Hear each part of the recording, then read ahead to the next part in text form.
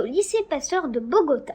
Bienvenue sur la web radio, le quotidien de Charlemagne, la radio de l'école primaire du lycée français Charlemagne. Nous sommes Erwan, Marie-Emmanuel et Lucas, élèves de CM1C, et nous avons le plaisir de vous présenter cette émission spéciale depuis la ville de Pointe-Noire, en République du Congo. Nous sommes très heureux de vous dire que cette année nous fêtons les 50 ans du lycée Charlemagne et nous nous souhaitons donc un joyeux anniversaire. Joyeux anniversaire! Pour commencer, écoutons Sophie et Liv nous présenter la ville de Pointe-Noire au Congo. Bienvenue au Congo. Nous sommes Sophia et Liv et nous allons partager avec vous quelques informations sur notre pays. Avant de commencer, on va traverser le marché de Siafumu. Écoutez l'ambiance.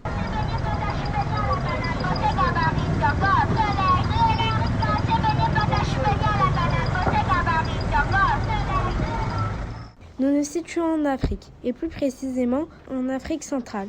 On dit aussi l'Afrique verte car il y a une grande forêt équatoriale. Nous avons beaucoup d'animaux, dont des singes comme les gorilles et les chimpanzés, qui sont protégés. Écoutez-les un peu.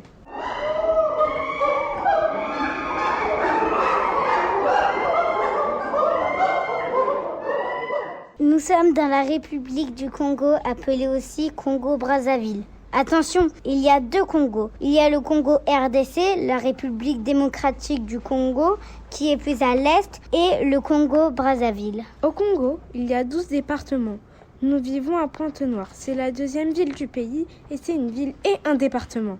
La ville est située sur le littoral atlantique, au sud du pays. On vous quitte. On vous laisse écouter l'ambiance à la plage le dimanche après-midi sur la côte sauvage. La musique est toujours là.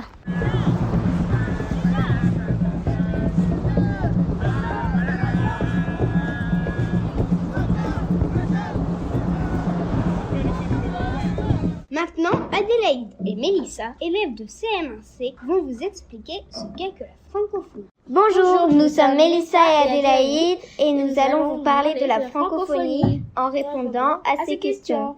Qu'est-ce que c'est la francophonie ? La francophonie, ce sont tout d'abord des hommes et des femmes qui partagent une langue commune, le français. Ensuite, la francophonie, c'est l'ensemble des personnes qui parlent régulièrement le français. Mais combien de personnes ont le français pour langue maternelle ou langue seconde ? Plus de 321 millions de personnes. Dans quel continent vivent surtout ces personnes ? Elles vivent surtout en Europe, Afrique et Amérique du Nord. Notre pays, le Congo, est francophone. Sur le continent africain, c'est là qu'il y a le plus grand nombre de personnes qui parlent le français. Qu'est-ce que c'est l'OIF ? L'OIF, c'est l'Organisation internationale de la francophonie. C'est ensuite un dispositif institutionnel voué à promouvoir le français et mettre en œuvre une coopération politique, éducative, économique et culturelle au sein des 93 États et gouvernements membres ou observateurs. En octobre de cette année, c'est la France qui a accueilli le sommet de la francophonie. Combien rassemble-t-elle d'États ou gouvernements membres ou observateurs ? Elle en rassemble 93. À quoi vise le rôle de la francophonie ? Son rôle vise à défendre et à promouvoir la langue française et la diversité culturelle, linguistique dans le monde, et à faire vivre les valeurs liées à la francophonie, la paix, la démocratie, les droits de l'homme. Maintenant, vous en savez bien plus sur la francophonie et on vous souhaite une très bonne journée. Tout de suite, écoutons les jolis mots magiques chantés par les petites sections B. Connaissez-vous les mots magiques? Bonjour, s'il te plaît, merci. Quand on les dit, c'est fantastique. On nous écoute, on nous entend, et tout le monde est très content. Aïe, aïe, aïe, oulala, là, là, je crois que c'est le moment d'une page de publicité pour les pansements Aïe, aïe, par Marie, Karl et Sophia. Avec les pansements aïe, je ne dis plus ouille. Si votre fille a des échymoses, choisissez aïe rose. Si votre fils a des bleus, prenez aïe bleu. Vous pensiez jusqu'aujourd'hui qu'on utilisait la même marque de pansement pour les garçons et pour les filles ? Eh ben, détrompez-vous. Le aïe des garçons n'est pas du tout le même que le aïe des filles. Nos laboratoires les ont testés cliniquement, scientifiquement. En voici la preuve. Regardez et écoutez attentivement. Aïe, aïe, aïe. Comparez maintenant avec ce qui va suivre. Aïe, aïe, aïe. Vous avez entendu? Le premier aïe est le plus court que le second. C'est que le aïe plus court, celui des mots masculins, s'écrit A-I-L, il, comme pour le masculin. Logique, non? Tandis que le aïe plus long des mots féminins s'écrit A-I-2-L-E, comme dans elle. E-2-L-E, évident, n'est-ce pas? Alors, êtes-vous convaincus? Dorénavant, n'oubliez plus aïe, il pour les gars, aïe-2-L-E pour les nanas. Avec aïe bleu, Avec aïe rose, Adieu les échymoses. plus de problème. Non plus avec les mots œil, E-U-I-L, et œil, E-U-I, 2-L-E. S'ils sont au masculin, ils se terminent par I-L, comme écureuil. S'ils sont au féminin, ils se terminent par 2-L-E, comme feuille. Avec les pansements aïe aïe, je ne dis plus ouille. C'est le moment de découvrir une artiste de Pointe-Noire, bientôt très célèbre, ancienne élève de Charlemagne. Elle va nous emmener dans le monde du théâtre grâce aux élèves de CM1A. Pouvez-vous vous présenter? Merci Eben. Alors, je m'appelle Alexandra Guénin, je suis comédienne, metteuse en scène et écrivaine, autrice, on va dire. Et j'ai à Pointe-Noire une compagnie de théâtre qui s'appelle Théâtre à la carte, que j'ai également créé, ouvert en Guyane. Où êtes-vous né? Je suis née en Guyane française, à Cayenne. Est-ce que c'est difficile d'écrire des pièces de théâtre? Alors oui, c'est pas toujours évident. C'est pas toujours évident. Il y a des moments c'est facile parce qu'on a l'inspiration, mais quand on approche de la fin, ça devient plus difficile. Mais c'est un plaisir. Comment s'appelle votre dernière pièce de théâtre? Alors, ma dernière pièce de théâtre s'appelle Bois Diable. Pourquoi ça s'appelle Bois Diable? Ah, c'est une question complexe. Alors, Bois Diable, c'est le nom d'un arbre dans la forêt amazonienne. D'ailleurs, il y a même dans d'autres forêts cet arbre, mais il ne s'appelle pas forcément Bois Diable. Il a plusieurs noms. On l'appelle aussi Paix du Diable. Parce qu'il a des fruits, en fait, quand au contact de la pluie, ces fruits commencent à gonfler et ils explosent. Et ils font du bruit, comme le Paix d'un diable. Du moins, c'est des légendes. Mais c'est vrai que le fruit explose, il fait beaucoup de bruit et le fruit est toxique. En revanche, même s'il est toxique, ça a aussi des valeurs curatives qui peuvent soigner. Mais tout dépend le dosage de toxicité qu'on met dedans. Donc c'est un arbre, en fait, qui a deux pans, deux utilités. Pourquoi ça s'appelle Bois Diable? On va revenir sur... Là, je vous ai expliqué que c'est le nom d'un arbre. Et pourquoi ça s'appelle Bois Diable? Parce que c'est un arbre qui a une histoire au niveau de l'esclavage. C'est des arbres que les colons, les armateurs utilisaient pour torturer les esclaves. Mais c'était aussi des arbres qui avaient une histoire spirituelle. C'est-à-dire qu'il y avait des esprits qui descendaient de ces arbres. Comme au Congo. En Guyane, il y a des histoires sur le monde spirituel, ce qu'on appelle le monde invisible.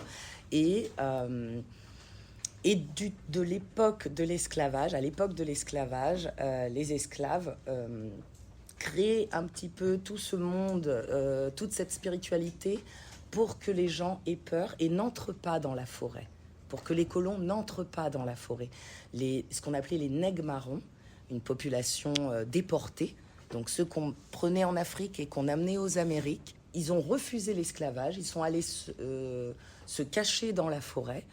Et avec toutes ces histoires d'esprit, qui pouvaient être gentils comme méchants, hein, mais avec toutes ces histoires d'esprit, les colons n'osaient pas entrer dans la forêt et aller attaquer les nègres marrons. De quoi est-ce que ça parle? Alors, c'est l'histoire d'une dame qui s'appelle Amaté et qui vit en Europe. Et elle reçoit un coup de fil et elle apprend le décès de son père qui vit au Congo. Vous inquiétez pas, je vous expliquerai, mais ça reste une histoire drôle. Hein. Ça peut commencer comme ça, mais ça reste une histoire drôle. Sauf que Amaté, elle n'a jamais vécu au Congo. Son papa ou sa maman étaient congolais, mais dès la naissance, elle est revenue en Europe. Et là, suite à cette nouvelle, elle décide de se rendre à la veillée et à l'enterrement de son papa. Et quand elle arrive, elle est confrontée en fait à des croyances, à des traditions qu'elle n'avait jamais côtoyées, qu'elle n'avait jamais connues. Et pourtant, elle vient de ce pays. Et là, en fait, elle tombe sur des esprits, justement, voilà pourquoi ça s'appelle Bois Diable, qui vont la guider, lui donner des petits indices pour qu'elle comprenne de quoi est mort son papa. Parce qu'on ne sait pas de quoi est mort son papa. Il est mort dans des conditions étranges. Le médecin même lui dit, les forces invisibles ont agi sur la mort de ton papa. Ça veut dire qu'il y a quelque chose qui n'a pas été fait, qu'il a été maudit. Donc, elle apprend ça. Elle tombe sur des esprits. Elle est très rationnelle, c'est-à-dire elle ne croit pas à ce monde invisible d'esprits. Vous savez, comme les fantômes, il y en a qui y croient, il y en a qui n'y croient pas. On est d'accord. Vous y croyez, vous? Voilà. Donc, elle n'y croit pas. Cependant, elle a beau ne pas y croire, les esprits interviennent. Ils interviennent, ils sont là. Et elle commence à paniquer, elle se demande si elle est folle. Donc, il y a un petit côté assez drôle. Elle se demande si elle est folle et tout, mais les esprits lui font comprendre qu'elle doit trouver des réponses en Guyane. Et de là, elle va traverser, avec tous les indices que les esprits vont lui donner, elle va traverser l'océan Atlantique en pirogue. Alors, c'est une fable, hein, Bois Diable. C'est un conte. C'est un conte pour adultes et pour enfants. On raconte, vous voyez, je vous parlais de l'esclavage, on raconte une histoire profondément inhumaine, un pan de notre histoire qui est très très difficile. Mais pour que tout le monde comprenne et puisse s'approprier cette histoire, je vais la raconter sous la forme d'un conte, d'une fable. Et donc ce n'est pas possible, hein, on ne traverse pas l'océan Atlantique en pirogue. C'est très compliqué. Et là, elle va arriver en Guyane. Elle va comprendre énormément de choses. Alors, je ne sais pas si je dois vous raconter la suite. Parce que non. Pas obligé de tout raconter. Il faudra aller la voir, cette pièce. Parce qu'on va la jouer ici aussi. Ah bah voilà. D'accord.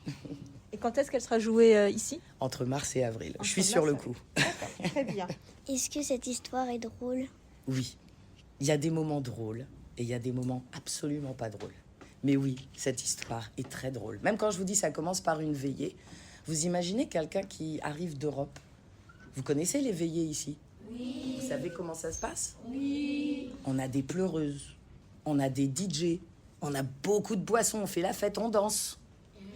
Est-ce qu'on fête vraiment la mort ou est-ce qu'on fête la vie de la personne qui est décédée? Et imaginez quelqu'un qui n'a jamais vu ça, parce qu'en Europe, c'est pas très joyeux, les veillées, les enterrements, c'est pas drôle. Donc elle arrive, elle a l'impression d'être dans un carnaval. Alors que c'est une réalité. Quand est-ce que vous avez commencé à l'écrire? Alors, j'ai commencé à l'écrire en juin 2023, c'est-à-dire l'année dernière. Alors, j'ai pas écrit de juin 2023 jusqu'à là, hein. J'étais pas tout le temps en train d'écrire, parce que pour écrire une histoire, déjà, il faut avoir des idées. Et les idées, elles viennent pas toujours. Donc, j'ai écrit la moitié, même les 3/4 presque, en juin. Je l'ai écrit très rapidement, parce que j'étais inspirée. Et j'ai continué l'écriture ensuite, en mars et en avril. Mais malgré tout, en avril, j'avais toujours pas ma fin. Finalement, j'ai eu ma fin au mois d'août. On va dire que ça a pris un peu plus d'1 an, mais qu'en réalité, sur l'écriture, ça m'a pris quelques mois. Mais ça prend 1 an parce que on doit construire dans sa tête l'histoire. Parce que les idées n'arrivent pas toujours. Qu'est-ce qui vous a inspiré pour écrire Bois Diable? Tout simplement ma propre histoire, mes voyages, le Congo et la Guyane. Je vous ai dit, je suis née en Guyane. Et je vis au Congo. Et j'ai aussi la nationalité congolaise. Ce qui veut dire que tout ça, tous ces voyages, toutes ces rencontres, toutes ces histoires que j'ai entendues ont inspiré Bois Diable. Donc ma propre histoire, finalement, je l'ai écrite, même si c'est pas vraiment mon histoire. Mais il y a beaucoup de mon histoire dedans, personnelle. C'est un genre d'autofiction. Exactement, voilà, c'est un genre d'autofiction. Où avez-vous écrit cette pièce de théâtre? J'ai écrit cette pièce de théâtre à Limoges, aux Francophonies, ça s'appelle comme ça, c'est les Francophonies des écritures à la scène, la maison des auteurs et autrices. C'est une maison qui existe depuis 40 ans.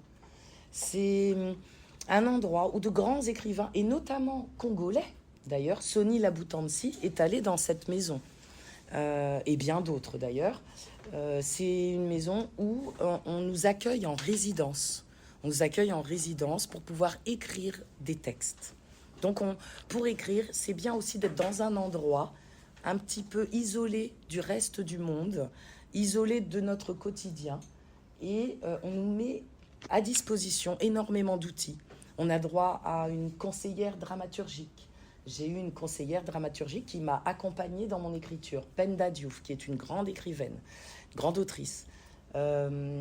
Et c'est une maison, enfin les Francophonies des écritures à la scène existent depuis, comme j'ai dit, presque 40 ans. Et ils ont un festival qui s'appelle les Zébrures. Ils en ont 2 dans l'année, les Zébrures de printemps et les Zébrures d'automne. Ce sont de très très grands festivals en Europe qui permettent en fait d'accueillir des gens venus de partout. Donc il y a des gens qui viennent d'Afrique, des gens qui viennent d'Asie, des gens qui viennent des Amériques. Ça permet en fait de mélanger les cultures et de montrer au reste du monde ce qu'on fait ailleurs. De quoi est fait notre histoire, comment ça se passe chez nous.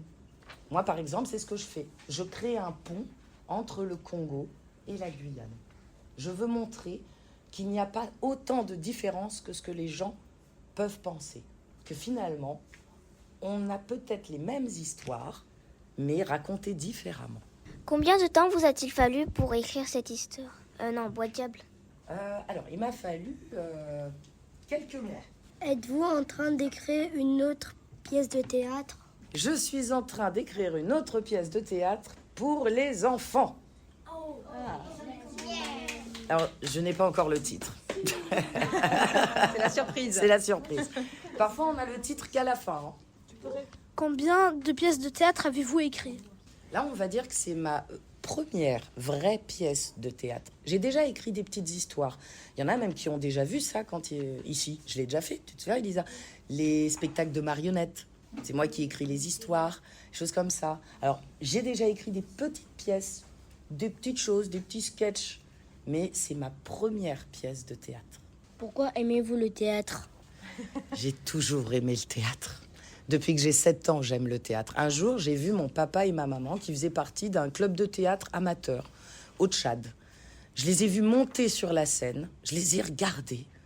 J'ai vu tout ce qui se passait autour, tout ce que ça comprenait. J'ai vu les spectateurs qui écoutent cette histoire. L'histoire, comment une histoire peut prendre vie sur un petit plateau. Et c'est quand j'ai vu mes parents jouer que j'ai dit, je veux faire ça. Alors, j'ai pas commencé par ça d'abord, hein, malheureusement. J'ai pas pu faire du théâtre dans mes études, mais la passion ne m'a jamais quittée. Et je suis revenue à mes premiers amours. Avez-vous toujours eu envie de faire ce métier? J'ai toujours eu envie de faire ce métier, oui, toujours.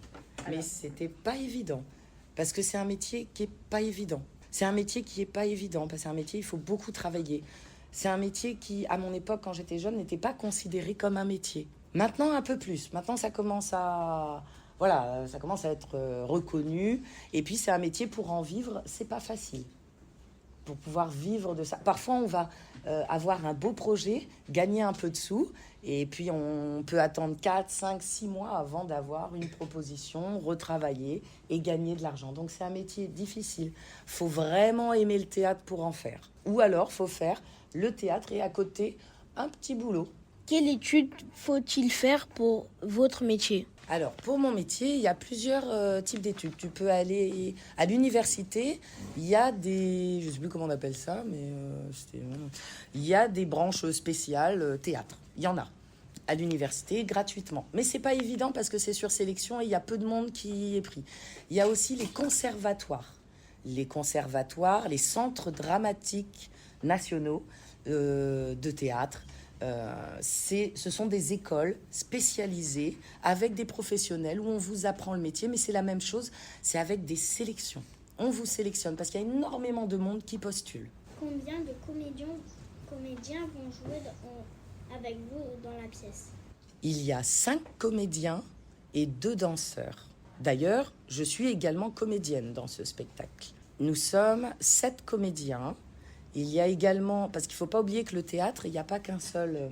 il n'y a pas que être comédien. Le théâtre, il faut la lumière, il faut le son, il faut les costumes. Donc dans l'équipe, en réalité, nous sommes 10. C'est-à-dire qu'il y a 5 comédiens, 2 danseurs, 2 régisseurs, la personne qui va faire les lumières, la personne qui va faire la musique, le son. Et il y aura également le chorégraphe. Le chorégraphe, c'est celui qui va orienter les danseurs sur comment préparer une chorégraphie. Ça, vous connaissez, d'ailleurs. Voilà. Et voilà. Et après, il y a les autres métiers, comme les gens qui m'aident à faire les costumes. Où est-ce que sera jouée votre pièce de théâtre? Pour le moment, par exemple, je peux dire que quand on fait du théâtre, quand on écrit un spectacle, on fait d'abord des étapes de création. C'est-à-dire, on construit le spectacle. Quand on l'écrit, c'est une première écriture. Et quand on met la pièce de théâtre sur la scène, on appelle ça une deuxième écriture. Donc, j'ai joué ce spectacle lors de la première étape de création en Guyane. Elle va ensuite être jouée au Congo, où vous êtes invité à venir. Et ensuite, elle sera jouée à Limoges, au Festival des Francophonies, dont je vous ai parlé tout à l'heure. Et après, si tout va bien, si les gens aiment le spectacle, parce que aux Francophonies, c'est là qu'il y a beaucoup de directeurs de centres dramatiques, comme je vous disais, de conservatoires ou de salles de théâtre. Si les gens aiment, là, ils vous programment.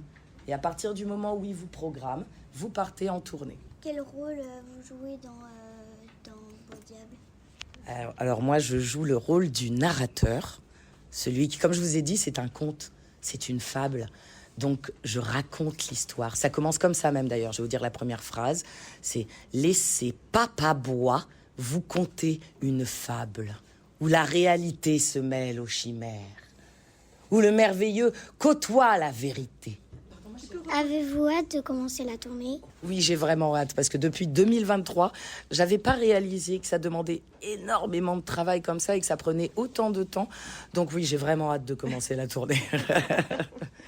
Et moi, j'ai une dernière question. Quelle est, selon vous, la définition de la francophonie? Alors, la francophonie, pour moi, c'est un ensemble de personnes, de communautés et de pays qui vont utiliser le français comme langue de communication.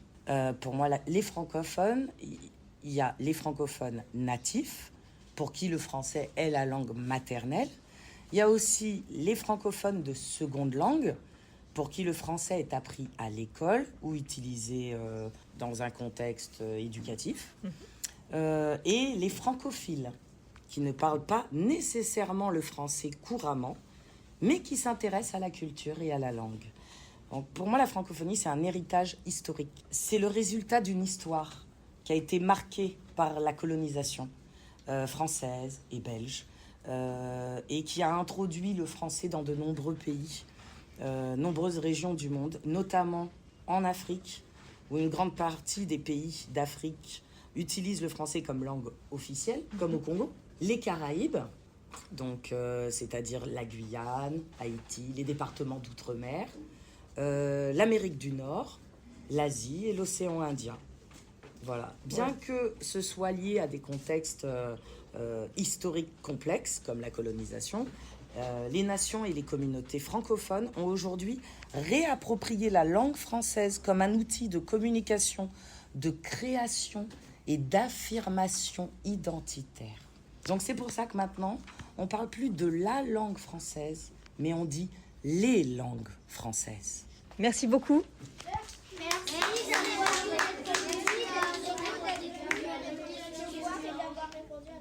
Merci à vous de m'avoir invité. Place rire avec la rubrique boîte à blagues.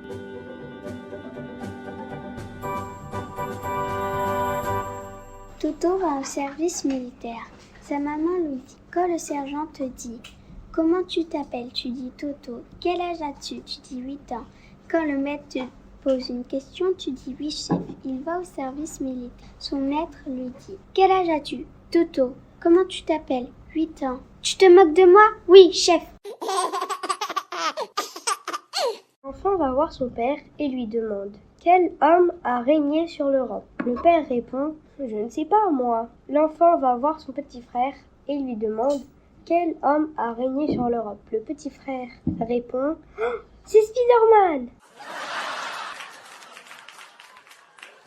Merci à toutes et à tous de nous avoir écoutés pour cette émission spéciale Francophonie. C'est la fin de ce grand direct des web radios du lycée français AEFE. Merci de nous avoir écoutés à travers le monde. Nous passons le relais au lycée français Saint-Louis de Stockholm. À vous le studio.